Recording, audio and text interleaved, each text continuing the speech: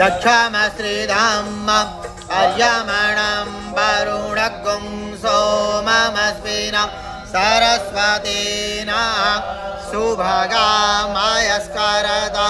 तन्नो वातो मय भुवादो भेषजन् तन्माता पृथिवी तत्पिता द्यौः तद्ग्रावाणः सोमसुतो मायो भुवस्तदस्मिन् शृणुतां दृश्यायुवं कामेश्वरं जगतः सुकर्मदेन्द्रियं जिन्वमवसे होमहे वयं वेदसामसद्वृधे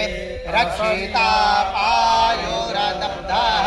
स्वस्ताये स्वस्ति न इन्द्रो वृद्धश्रवाः स्वस्ति नः पूषा विश्ववेदाः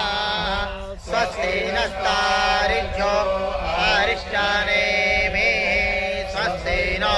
बृहस्पतिर्दधातु बृहदस्वामरुतः वृष्टिमातरः शुभञ्जावार विदधे गोजग्मयः शिवामानवः सूरजक्षस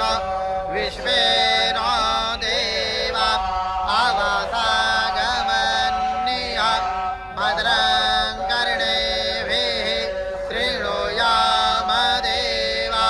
भद्रं पश्येमाक्षभिर्यजत्रा स्थिरैरङ्गैस्तुष्टुवाक्त्वं सत्सरंभिर्वसेमये देवहितं यदायुः शतमेनो शरदो अन्ति देवा यत्रा नश्चक्रं जरसन्तनो नाम पुत्रासो यत्र पितरो भवन्ति मानो रीरिखतायुर्यन्तो